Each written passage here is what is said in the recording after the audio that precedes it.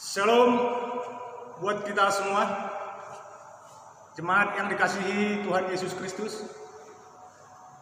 Pada malam hari ini kita akan melaksanakan ibadah keluarga. Maka oleh karena itu, sebelum kita memasuki acara ibadah keluarga, marilah kita terlebih dahulu menyatukan hati dan pikiran kita, merendahkan diri di hadapan Tuhan. Kita berdoa dalam hati masing-masing.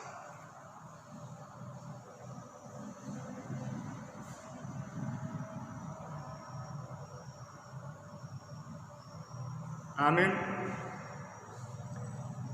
Kita bernyanyi.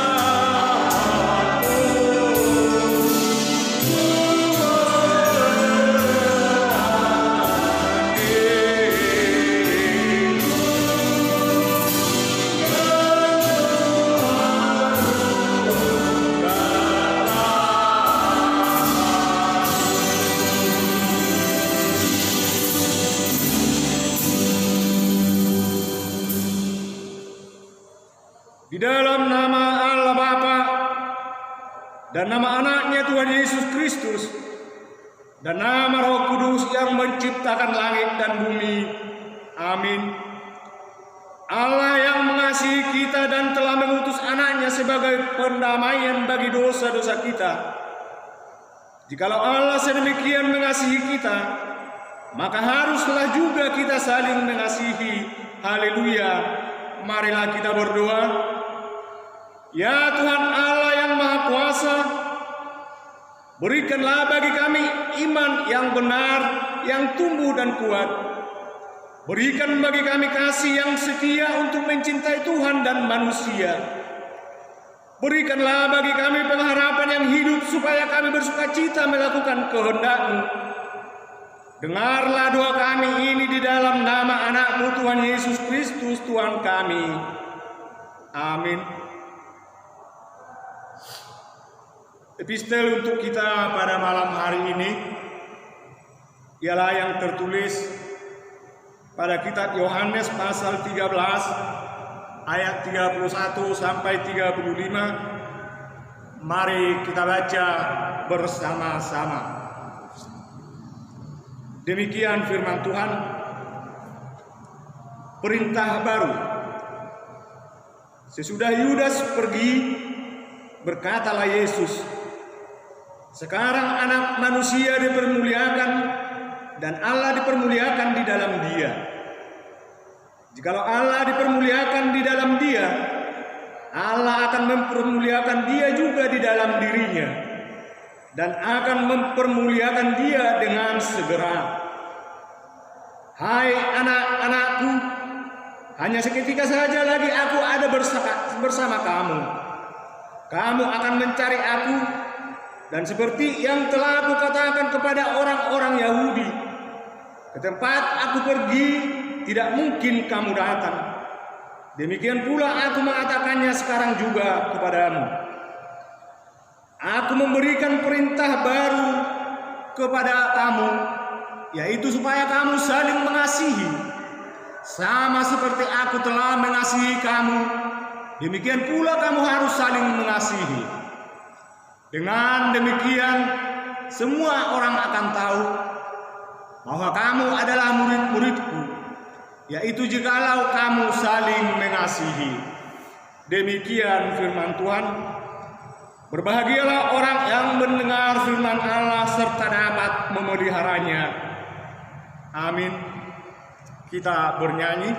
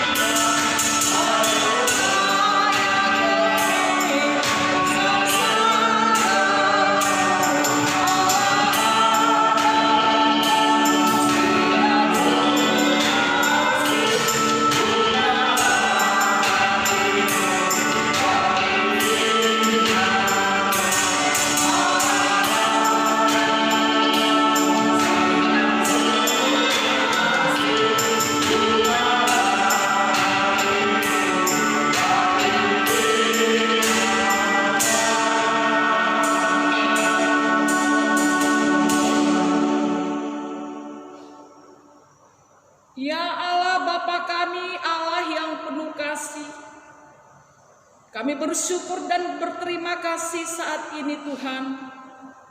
Oleh karena kebaikan-Mu, kami beroleh keselamatan hingga saat ini. Engkau melindungi kami, Engkau senantiasa membimbing kami Tuhan. Padamulah seluruh hidup kami. Saat ini Tuhan kami mau mendengarkan firman. Curahkan dalam hati pikiran kami Roh Kudus, agar kami mampu memahami firman-Mu saat ini, sehingga kami tidak mengandalkan pikiran kami, agar kami Tuhan mampu untuk melakukan firman-Mu. Di dalam nama Yesus kami berdoa dan mengucap syukur. Amin. Saudara-saudara yang terkasih di dalam nama Yesus Kristus Tuhan, saudara-saudara yang berada di rumah saat ini, kita kembali lagi mengadakan pertanyaan keluarga, kebaktian keluarga di rumah kita masing-masing. Yang pasti kita tetap bersukacita karena Tuhan masih mengizinkan kita untuk bisa bersekutu bersama dengan Tuhan di dalam firman-Nya. Demikian juga firman Tuhan ada di tengah-tengah keluarga kita masing-masing. Saat ini yang menjadi renungan buat kita pada pertanyaan malam ini, yaitu yang tertulis di dalam kitab Imamat pasal yang ke-19 ayat yang ke-9 sampai dengan ayat yang ke-18. Marilah kita mendengarkannya. Pada waktu kamu menuai hasil tanahmu, janganlah kau sabit ladangmu habis-habis sampai ke tepinya, dan janganlah kau pungut apa yang ketinggalan dari penuaian. Juga sisa-sisa buah anggurmu janganlah kau petik untuk kedua kalinya, dan buah yang berjatuhan di kebun anggurmu janganlah kau pungut. Tetapi semuanya itu haruslah kau tinggalkan bagi orang miskin dan bagi orang asing. Akulah Tuhan Allahmu.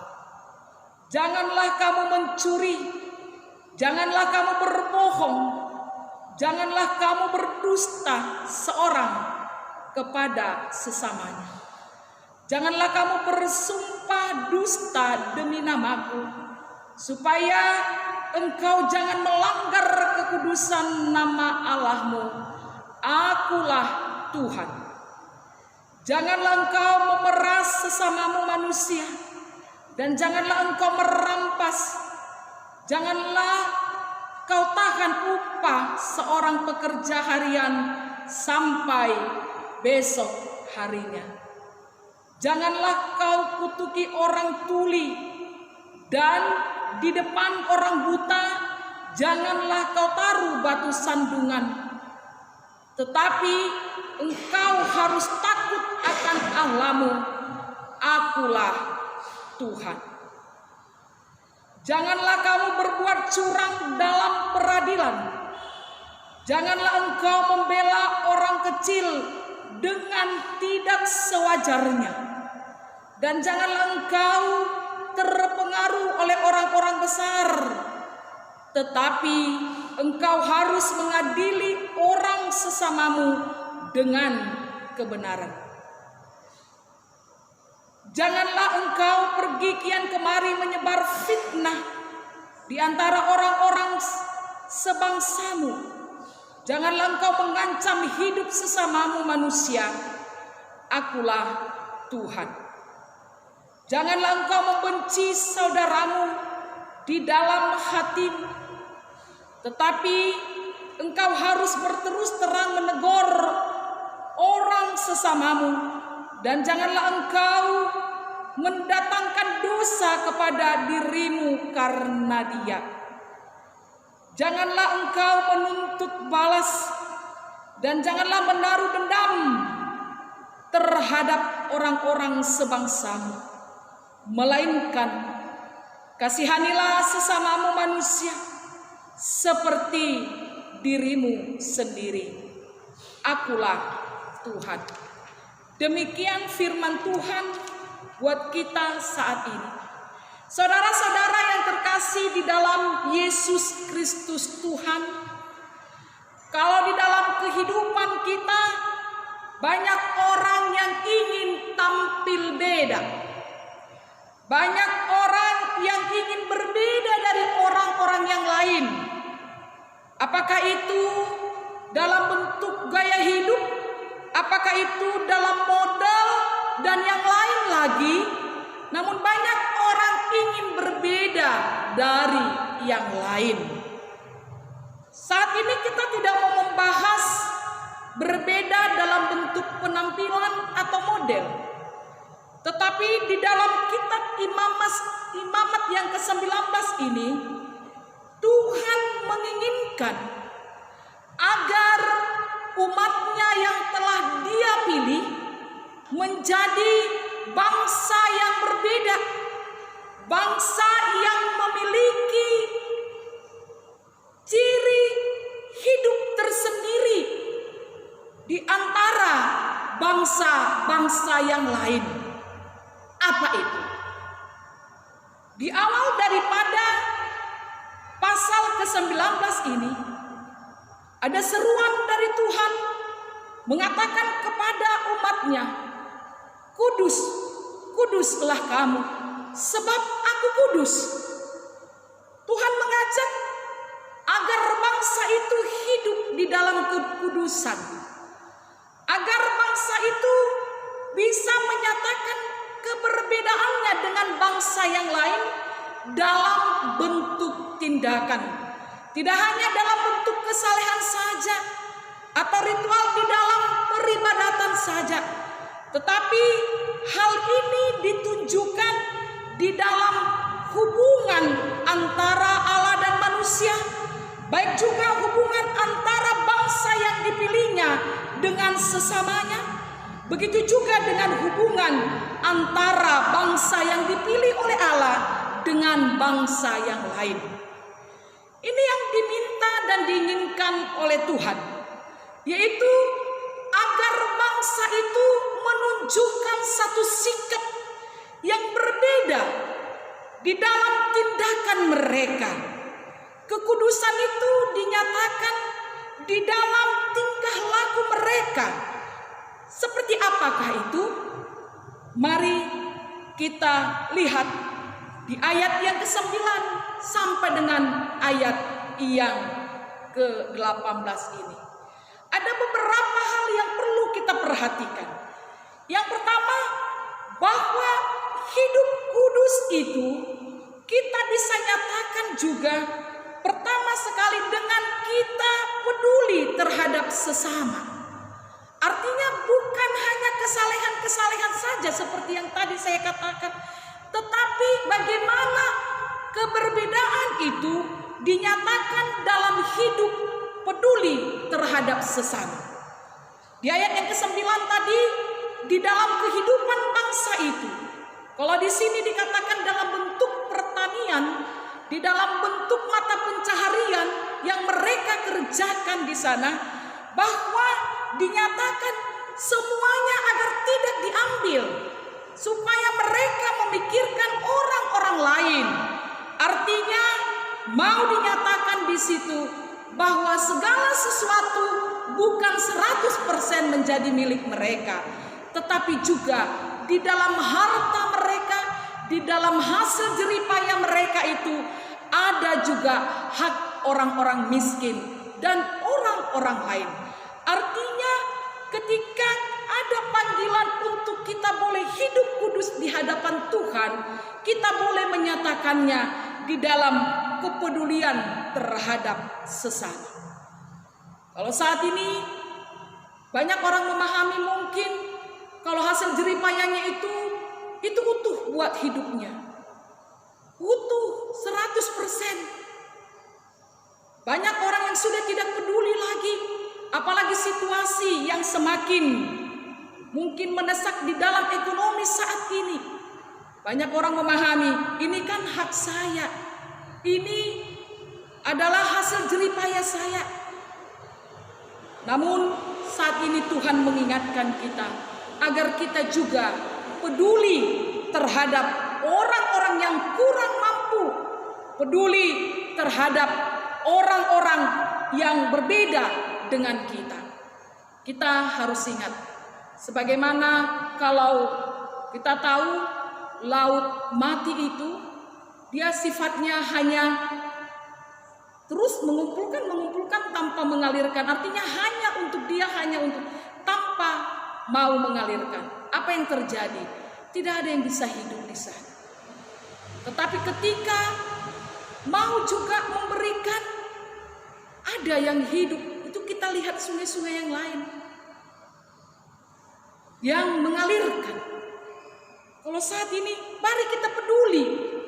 Kita tidak boleh lagi istilah cuek, tidak mau tahu dengan hal yang lain. Karena itu juga adalah tugas panggilan kita, agar kita juga berbeda dari orang-orang yang lain, menyatakan kita sebagai pengikut Tuhan, yaitu peduli terhadap sesama.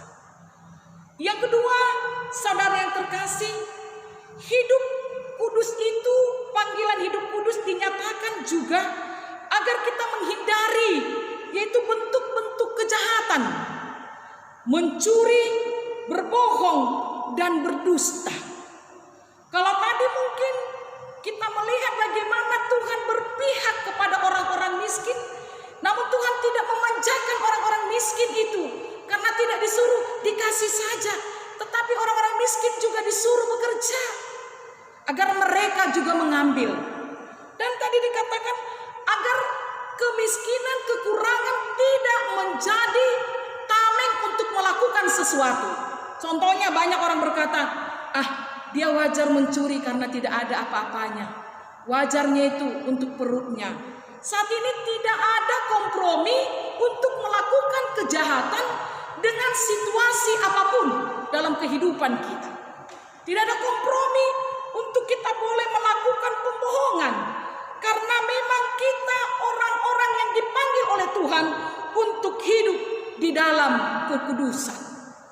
Saudara yang terkasih, yang ketiga di sini bagaimana kita menyatakan dan merespon apa yang dikatakan oleh Tuhan hidup di dalam kekudusan, yaitu juga agar kita tetap hidup di dalam kebenaran di dalam Tuhan. Katakan ya, kalau ya, katakan tidak kalau tidak. Nggak ada zona abu-abu atau mungkin membelokkan yang benar. Tidak seperti itu. Tapi siapapun dia yang layak untuk dibela, tanpa ada hubungan apapun, katakan itu kebenaran. Sekalipun itu kesalahan, walau ada hubungan kita, katakan itu adalah suatu kesalahan. Artinya dalam panggilan hidup dalam kekudusan, Tuhan juga menginginkan kita di dalam tindakan kita hidup menyatakan kebenaran. Kalau salah, katakan salah. Benar, katakan benar. Bukan dipengaruhi oleh situasi hubungan-hubungan darah. Sehingga banyak saat ini oleh karena situasi hubungan-hubungan darah, banyak orang yang tidak mampu menyatakan benar atau benar. Kebenaran itu adalah kebenaran. Malah mungkin kesalahan menjadi kebenaran. Untuk itu saat ini kita dipanggil, nyatakanlah kebenaran itu tanpa dipengaruhi oleh situasi apapun, tanpa dipengaruhi oleh hubungan apapun, karena Tuhan menginginkan kita untuk menyatakan kebenaran itu sendiri. Yang terakhir, bagaimana kita boleh juga menjadi orang-orang yang mengasihi saudaranya, tidak membenci, tetapi mengasihi saudaranya dengan sungguh-sungguh, mengasihi karena Tuhan. Di sini di ayat ini ada beberapa kali dikatakan bahwa akulah Tuhan. Artinya segala tindakan yang kita lakukan menyatakan keberbedaan kita dengan orang-orang di sekitar kita Kristus adalah didasari dengan rasa takut akan Tuhan. Itu yang selalu dikatakan di pasal ini. Diingatkan, akulah Tuhan. Akulah Tuhan. Jangan benci sesamamu. Akulah Tuhan. Artinya dengan mengingat Tuhanlah kita boleh mengasihi saudara kita. Dengan mengingat Tuhan dan takut akan Tuhanlah kita boleh melakukan hal-hal yang baik. Peduli terhadap sesama. Kita tidak akan menyebarkan berita-berita yang tidak benar. Yang mungkin saat ini dikenal dengan istilah hoax. Penyebar berita bohong. Kita tahu begitu banyak orang oleh karena berita-berita bohong mengalami kehidupan yang membuat orang boleh mengakhiri hidupnya oleh karena hoax yang terjadi. Untuk itu kalau mungkin saat ini banyak hoax, yakinkan diri kita sebagai pengikut-pengikut Tuhan, kita tidak penyebar berita-berita bohong itu. Justru kitalah orang yang harus meluruskan berita itu. Saudara yang terkasih dalam Yesus Kristus Tuhan, panggilan untuk hidup kudus, gaya hidup yang berbeda sebagai pengikut Kristus dinyatakan di dalam hidup di dalam kasih. Hukum Taurat itu telah dirampungkan oleh Yesus di dalam 2 hukum yang dikatakan patik raya. Kasihilah Tuhan Allahmu dengan segenap hatimu, dengan segenap jiwa dan ragamu. Dan kasihilah sesamamu seperti dirimu sendiri. Seperti dirimu sendiri. Yang pasti setiap pribadi ingin dicintai. Setiap pribadi ingin disayangi. Setiap pribadi juga pasti ingin yang terbaik dalam hidupnya. Saudara yang terkasih, dalam kehidupan kita untuk melaksanakan kasih tersebut, teladan kita adalah Yesus. Teladan kita adalah Yesus yang mengasihi manusia itu tanpa ada yang harus diambilnya dari manusia itu, tetapi mengasihi manusia itu dengan sungguh-sungguh. Yesus juga berpihak kepada orang-orang miskin. Kepedulian Yesus terhadap dunia ini juga agar orang-orang miskin yang ada di tengah-tengah dunia ini, baik miskin secara jasmani maupun miskin secara rohani, bisa kaya bersama dengan Yesus. Untuk itu, saudara yang terkasih, kalau kita mengatakan mengasihi Tuhan adalah kita harus mengasihi sesama kita. Mencintai Tuhan, kita juga harus mencintai sesama kita. Karena bagaimana mungkin kita mengatakan mencintai Tuhan, mengasihi Tuhan, sementara kita membenci saudara kita. Kitab 1 Yohanes pasal yang keempat dikatakan, itu adalah seorang pendusta. Ketika orang mengasihi Tuhan tetapi membenci, bahkan dendam terhadap sesamanya, 1 Yohanes 3 ayat 15 mengatakan, justru dia adalah pembunuh. Untuk itu, marilah kita mengasihi saudara kita sebagaimana didasari oleh rasa takut dan pengenalan akan Tuhan dalam hidup kita. Amin. Kita berdoa. Ya Tuhan Allah, terima kasih buat firman-Mu saat ini. Mengingatkan kami sebagai orang-orang yang mengikut Engkau. Hidup kami, tindakan kami haruslah berbeda. Agar apa yang Engkau ajarkan ke dalam hidup kami, yaitu hidup di dalam kasih, nyata di tengah-tengah dunia ini. Engkau memanggil umat-Mu untuk hidup saling peduli, untuk menjauhi segala kejahatan, untuk tetap hidup di dalam kebenaran. Itulah panggilan kami hidup di dalam kekudusan. Tuhan, mampukan kami agar kami boleh menyatakan kasih-Mu dalam hidup kami.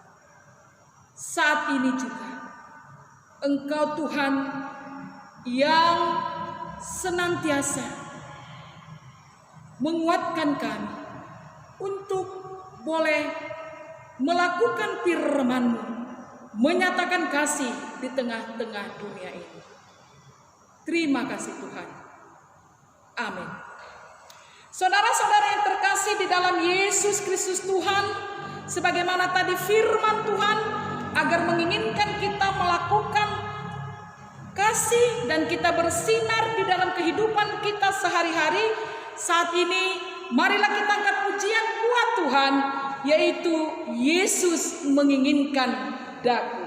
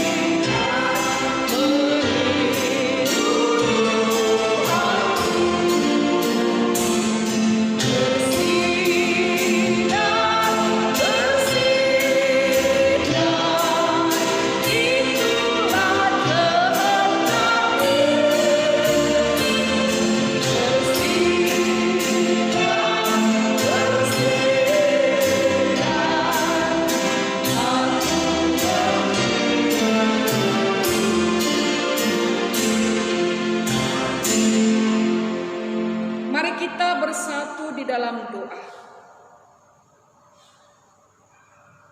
Ya Allah Bapa kami, saat ini kami datang ke hadapan, menyerahkan seluruh kehidupan kami dan memohon kepada-Mu.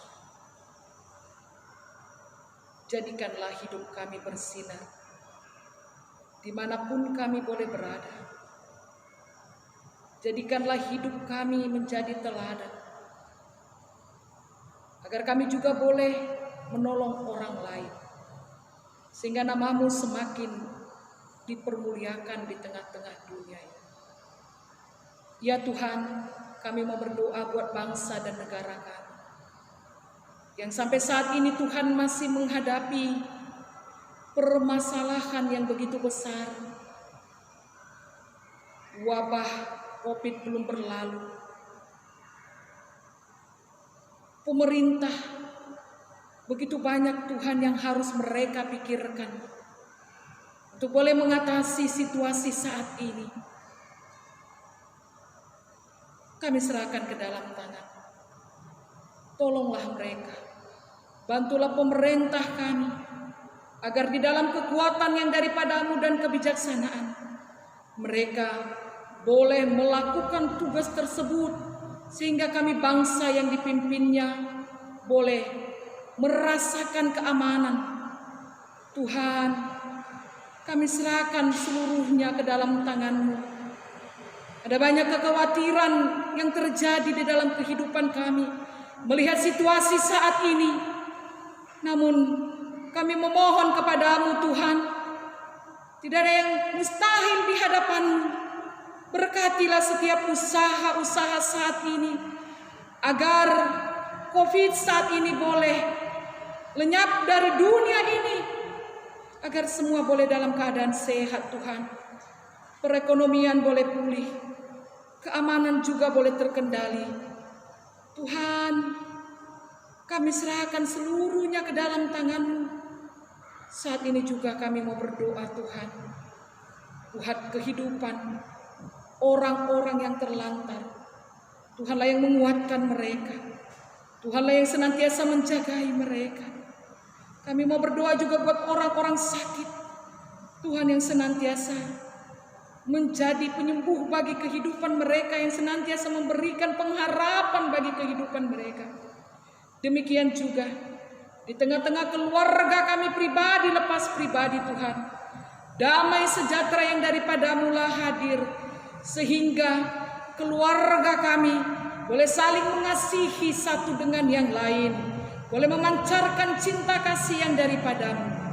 Berkatilah para hamba-hamba-Mu yang melayani dimanapun Tuhan berada, agar tetap giat selalu di dalam pekerjaan bersama dengan Tuhan, dan senantiasa mengandalkan Engkau di dalam kehidupan kami pribadi lepas pribadi. Tuhan, gereja-Mu juga kami serahkan ke dalam tangan. Engkaulah pemilik gereja, Engkaulah Tuhan Raja gereja. Untuk itu Engkaulah berkuasa di semuanya pelayanan, agar Tuhan yang semakin dipermuliakan dan dinyatakan di dalam setiap pelayanan, sehingga orang semakin mengenal Engkau sebagai Juru Selamat. Tuhan, saat ini kami serahkan seluruh jiwa raga kami ke dalam tangan-Mu. Di dalam nama Yesus kami berdoa dan mengucap syukur. Amin.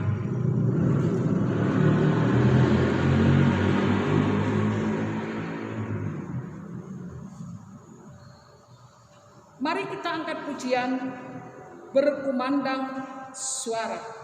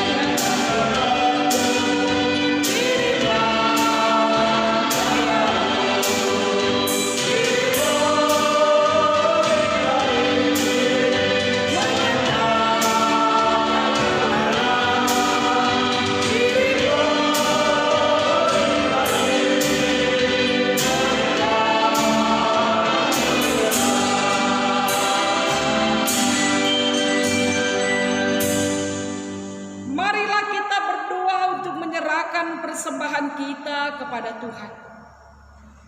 Ya Allah Bapa kami yang di sorga, kami mengaku bahwa Tuhan adalah sumber dari segala karunia yang melimpah dalam kehidupan kami masing-masing.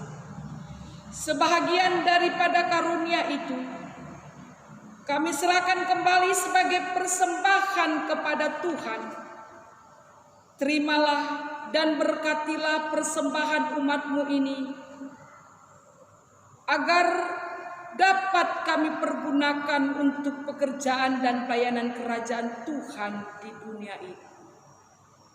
Bukalah hati kami untuk mengenal betapa banyak berkat dan karunia yang kami peroleh dari Tuhan, supaya kami senantiasa bersyukur kepada-Mu. Di dalam nama Yesus Kristus Tuhan kami. Amin. Marilah kita sama-sama berdoa di dalam doa Bapa kami. Bapa kami yang di sorga, dikuduskanlah nama-Mu. Datanglah kerajaan, jadilah kehendak-Mu di bumi seperti di sorga. Berikanlah kami pada hari ini makanan kami yang secukupnya, dan ampunilah kami akan kesalahan kami, seperti kami juga telah mengampuni orang yang bersalah kepada kami. Dan janganlah membawa kami ke dalam pencobaan, tetapi lepaskanlah kami daripada yang jahat. Karena Engkau yang mempunyai kerajaan dan kekuasaan dan kemuliaan sampai selama-lamanya. Amin. Anugerah Tuhan Yesus Kristus, kasih setia Allah Bapa, dan persekutuan Roh Kudus, itulah yang menyertai kita semuanya. Amin.